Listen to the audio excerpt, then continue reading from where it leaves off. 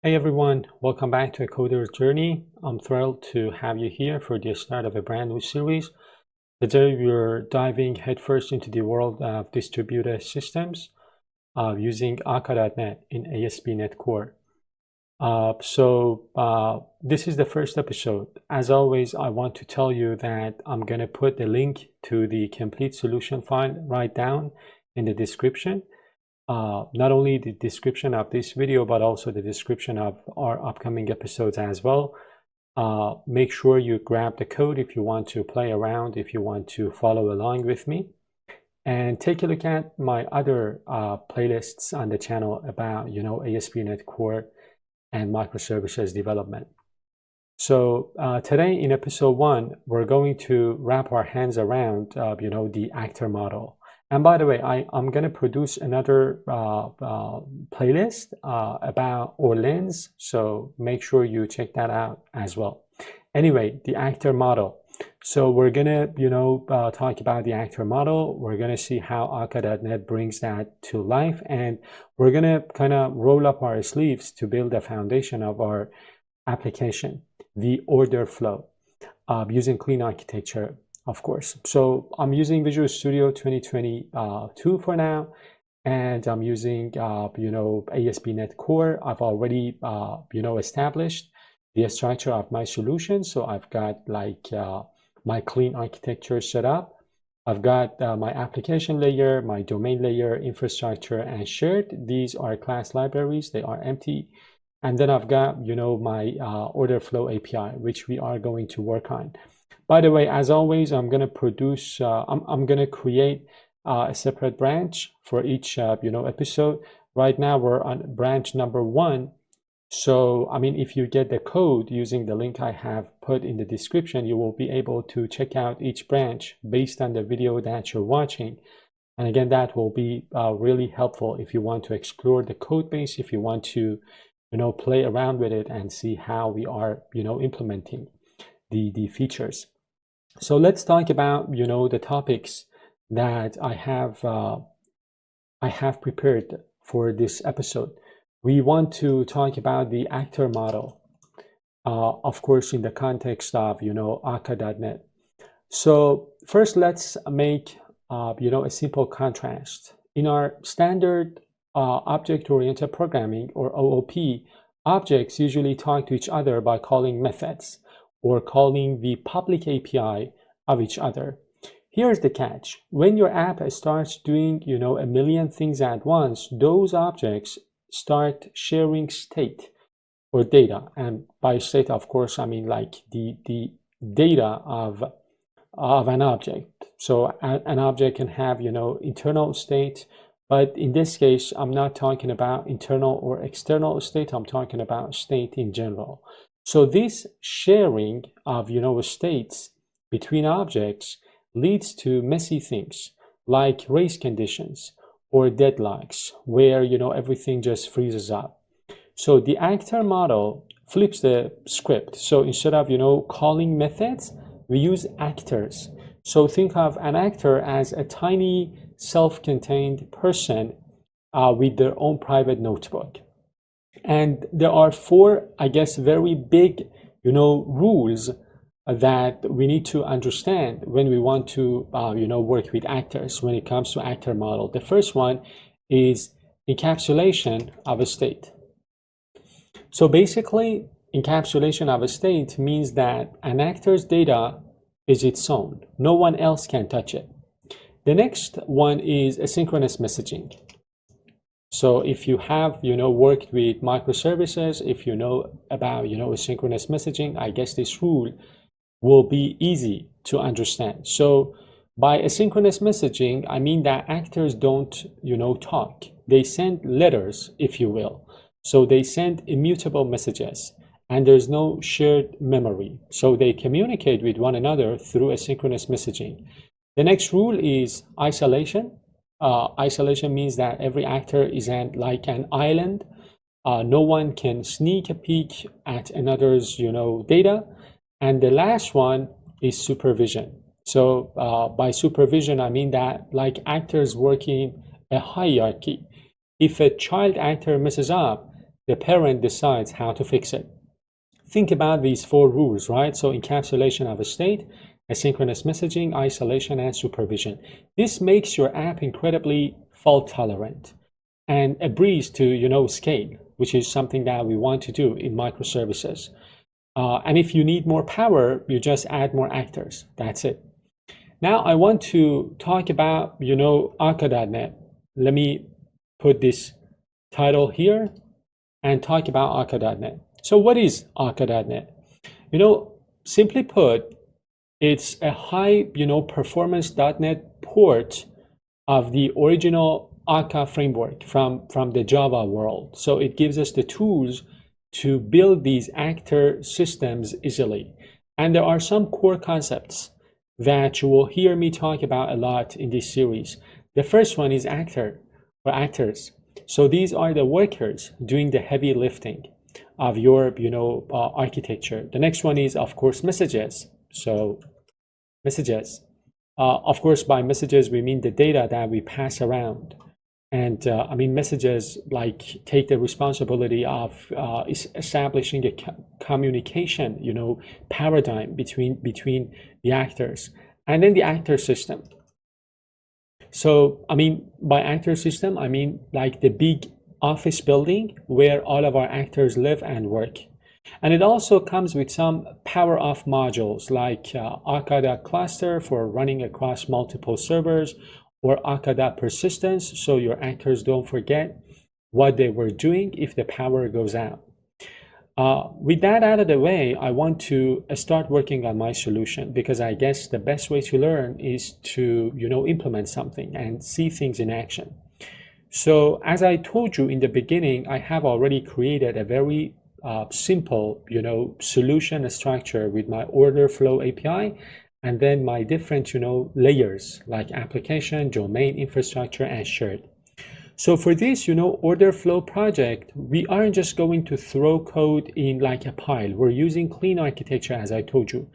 This keeps our code tidy and ensures our business logic doesn't get tangled up with our database or web framework. And there are like different layers, different projects. If you want to know more about clean architecture, just take a look at my other playlists about architecture like modular monolith, vertical slice, clean architecture, and so on. I assume you already have some experience with these, and if you don't, no worries, because I have already covered them in some of my other playlists. So let's continue talking about this. If you're new to this, as always, grab the source code using the link that I have provided in the description. That will, I guess, help you a lot. But with that out of the way, we want to continue with installing Akka.net into our project. So in order to bring Akka.net into our project, we will first start with the infrastructure project, because that's where our technical implementations live. So we are going to add some necessary NuGet packages to the infrastructure project, so we can start using Akka.net's actor system and dependency injection features. So I'm going to go to manage NuGet packages on my infrastructure project, and then I can search for Akka, which is this package here.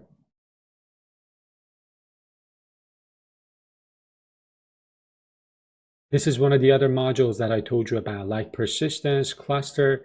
I want to install this one as well. So Akka.dependency injection. I'm going to install this one. And now we can continue with creating our first actor. So let's build a simple actor, and this actor's only job is to wait for a message and print it to the console. In order to create an actor, we will create a class.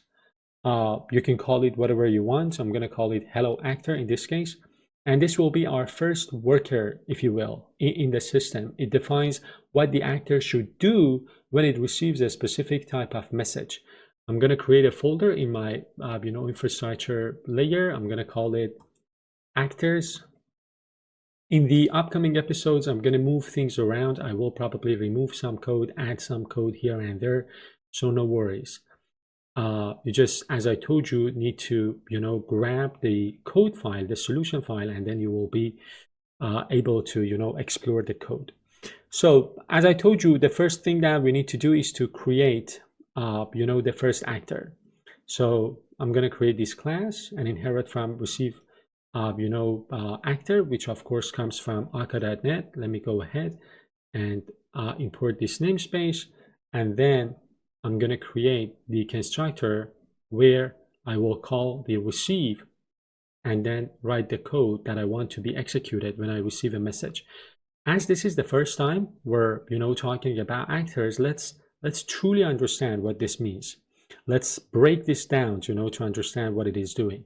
So first off, notice that we are inheriting from receive actor, which is a helper class in akka.net that makes it easy to handle messages.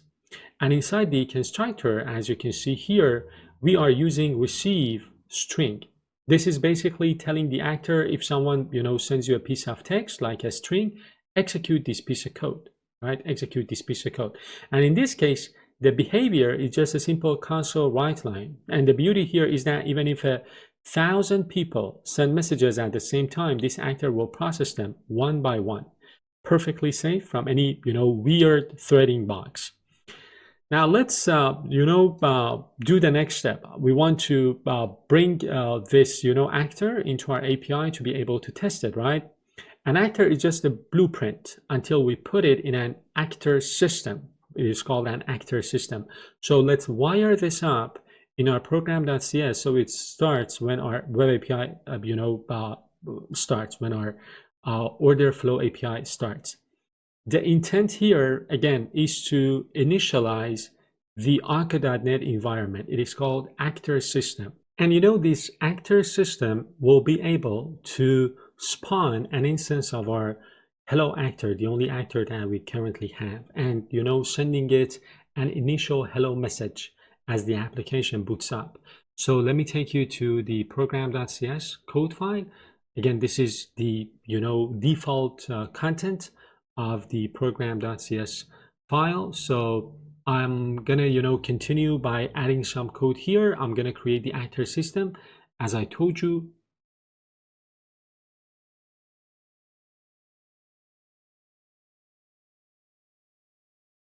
And then the next step for us would be to create an instance of our hello actor, so the only actor that we have.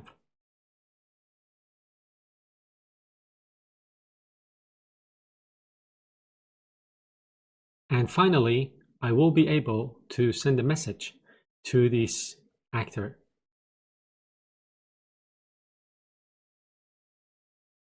So the next step for us would be to create the project references.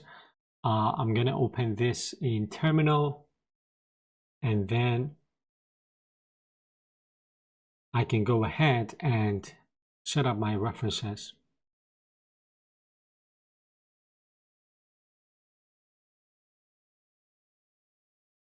We will probably, change some of these references in the upcoming episodes. For now, my intent is to, just show you how things will,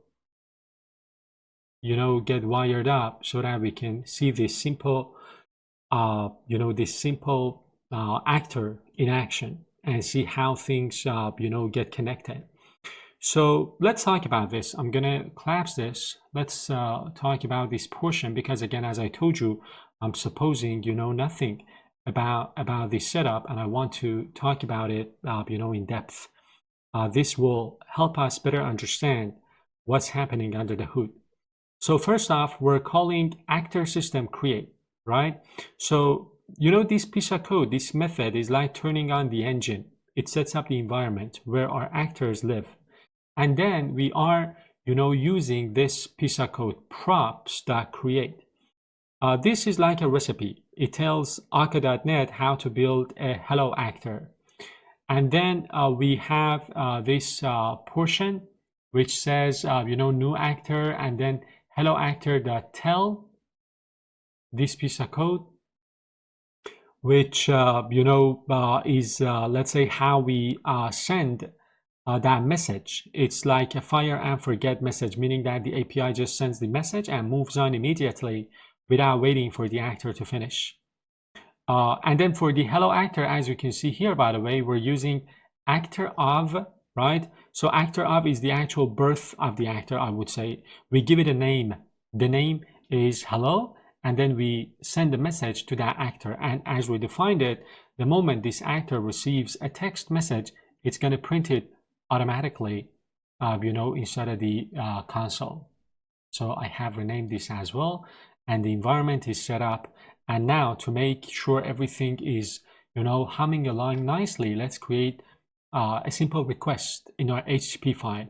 We will create a simple, test request, and then we'll run our web API to make sure that everything is working.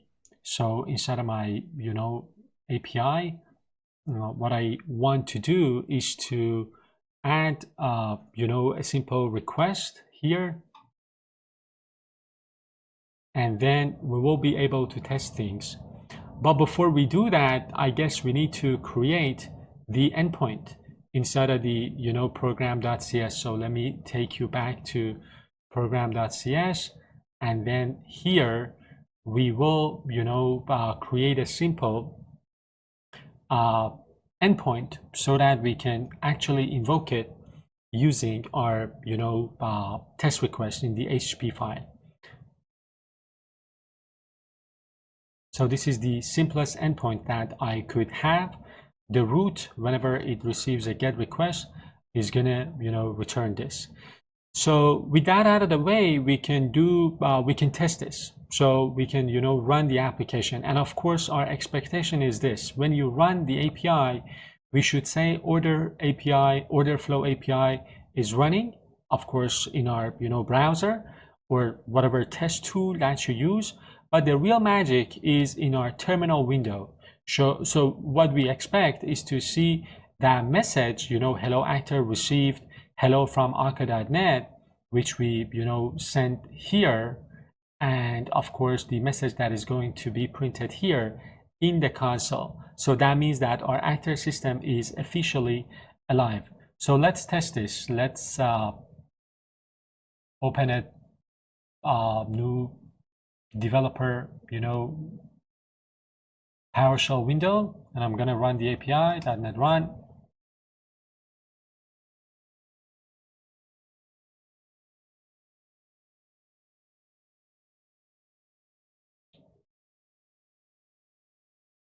So the API is running now, and take a look.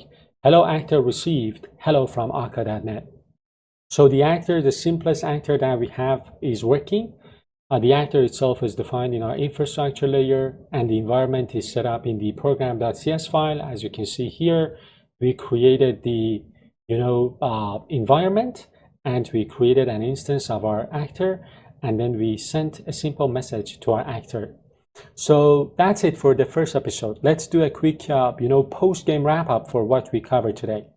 We talked about actor system in this episode. So I would say it is the big boss container.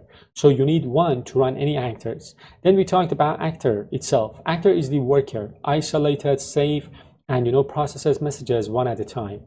We also talked about props. So props.create. So this is the blueprint or configuration for an actor.